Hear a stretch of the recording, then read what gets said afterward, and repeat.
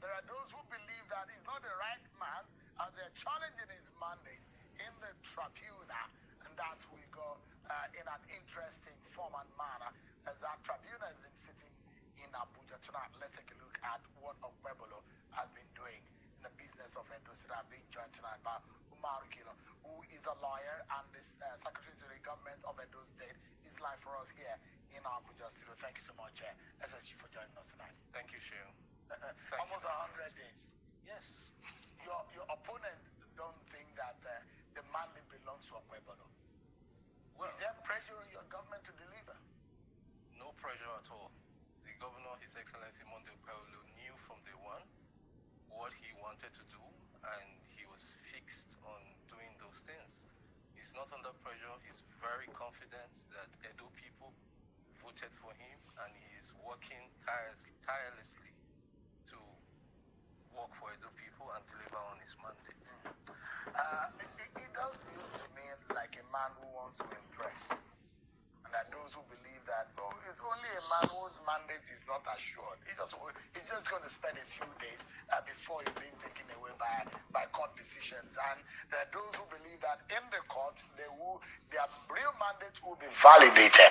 For a moment, how worried is your camp that this might go or not go in your way in the courtroom? We are not worried at all.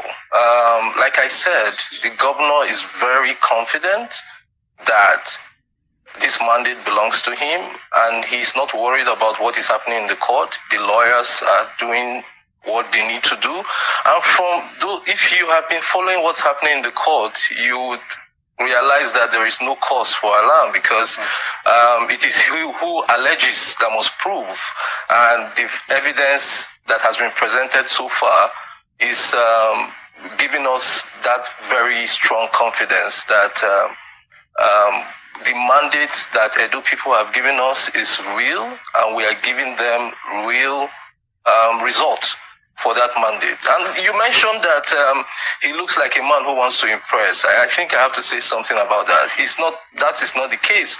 If you knew him before he even ran for governorship, you would know that he has always been like this. Years before he ever thought of going into politics, he was involved in community development, infrastructural development within Edo Central, where he comes from. And he's been doing that for years. The reason why I asked you that question is that your opponent will say he wants to impress the people of Edo State as though he owns the shoes, and they say the shoe does not fit him because they don't believe that he's the man who's given the job rightfully, and that he just wanted to show that he's got something. But according to them, he's got nothing. Well, I think there is enough to show. Maybe if you come on Wednesday, the 100th day, you would find enough on ground. We invite you to Edo State. There is a lot to show. All right. So far, we have compiled over 100 policies, projects, programs to show Edo people and the world. Let me take you up on a few issues. So I see that administratively there are also some issues. There is a suspension of the Attorney General, and there are those who say, your camp is really disintegrating. No, not at all. Rather, you would see it as a message or an indication that you have a new sheriff in town who means business and who is after accountability, transparency, and giving what belongs to Edo people to Edo people. And so I think that is the message. It's not about having any trouble in the camp. He has put together the right team, and he has sent a message across that he is a no-nonsense sheriff. And if there are allegations that needs to be clarified, he would take it seriously, and he would require officers who are involved to step aside for a while the investigation takes place before they are either cleared or recalled. Okay, so let's go into what Okpebholo says he is going to do. There are those who say he doesn't have any business being the governor, but let's see what his business has been since he got into office. Next week will be 100 days since he got into office, but I don't know where the tradition started from. Sometimes it's in American politics where these 100 days of fever and the pressure to want to the ground running. There are those who say, politically speaking, he hired the son of his of one of the political godfathers in his Adams Oshomole, commissioner for health, and he's not announced any other commissioner. That again drew the attention. What kind of politics is that? Well, I have to redirect that. He was not the only commissioner appointed. The first day there were 3 commissioners together with the SSG. He made these appointments very strategically. That is because from day one, he knew what he wanted to do. So certain strategic appointments were made in order to get the government running, and he hit the ground running. One of it was the Commissioner for Health, the Attorney General, and, the Secretary to the State Government. He was the only about Commissioner for Justice, right? Commissioner for Justice. Yeah, but, right? but we do know that naturally that comes around almost at the same time. The SSG, the spokesperson of the governor, is being appointed. But Commissioner for Health. Why not Commissioner for what? Commissioner for Health, Commissioner for Justice, Commissioner for Finance. 3 commissioners. Okay. Right. So, and then... Why Oshomole's son?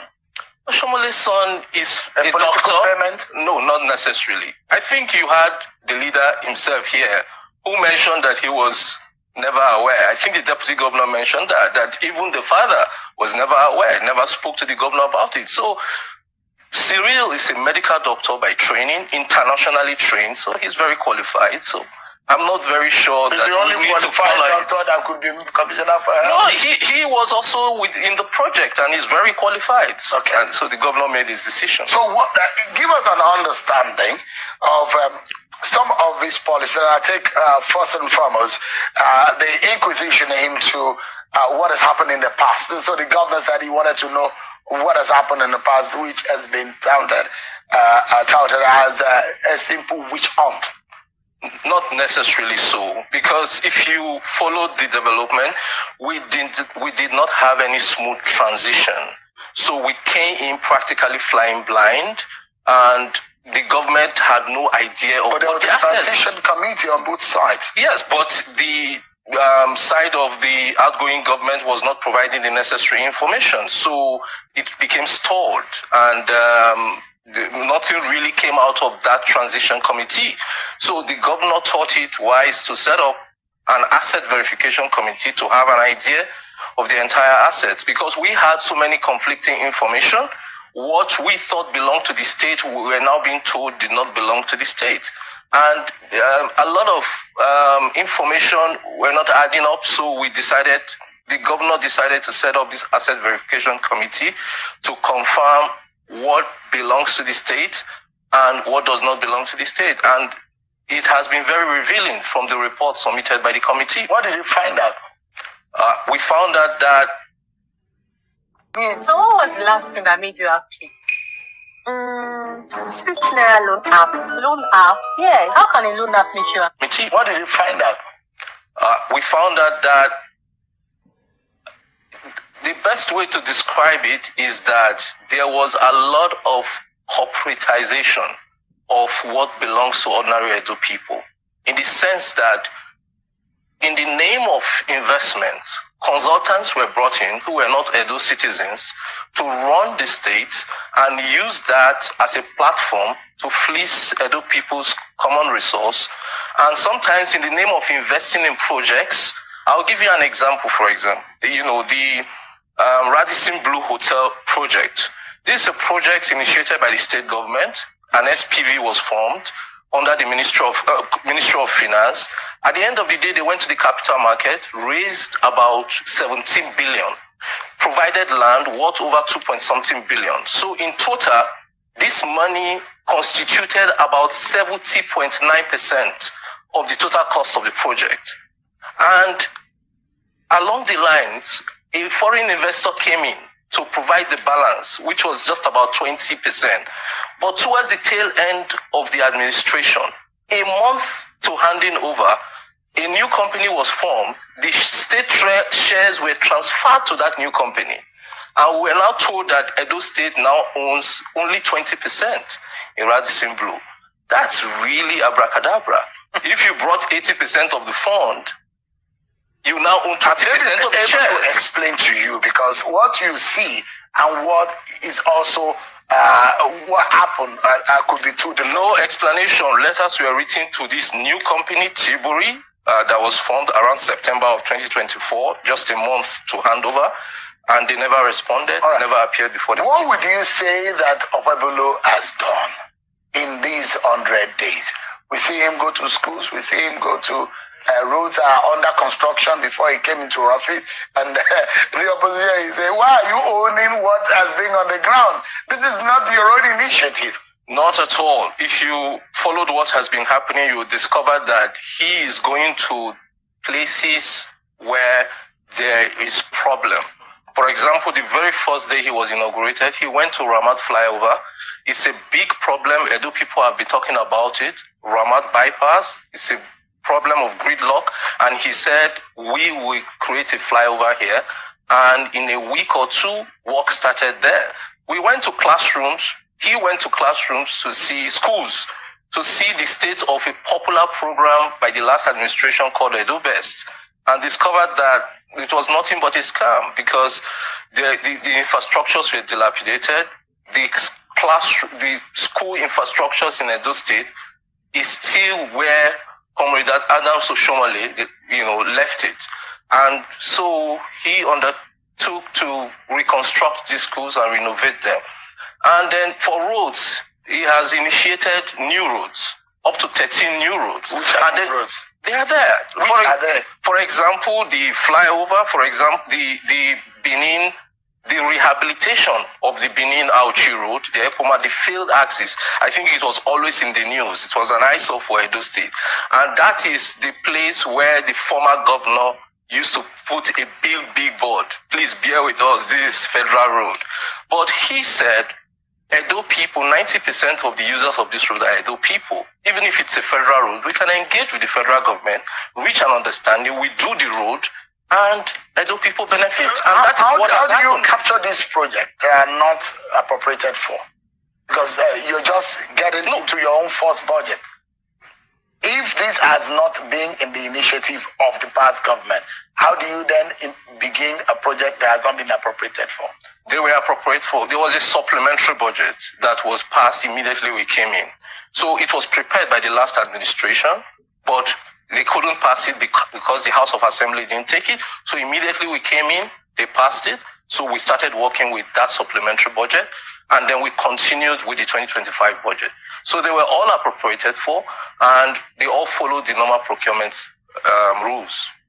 So there are those who say Okpebholo came into office and was complaining that even some police stations were in bad shape, and he was going to fix the security apparatus in the state, but nothing as of the time that he mentioned it and now has been done in that respect. This is something in the very first week. He said it, he made a noise about it. Oh, our police stations are this, and that's why crime. But almost 100 days later, nothing has been done. Well, security is, you need a multifaceted approach to tackle security. It's not just about fixing police stations. By the way, there are actually projects fixing police stations among some of the projects that we have listed in our 100 days to show.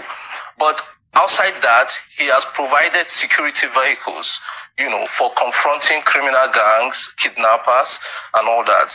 In the last administration, what we had as security vehicles were rickety, fairly used Siennas. Now the governor procured brand new Toyota Hilux and also motorbikes, mini power motorbikes. Security votes. Of course. So these are going to be given to security agencies, all the security agencies.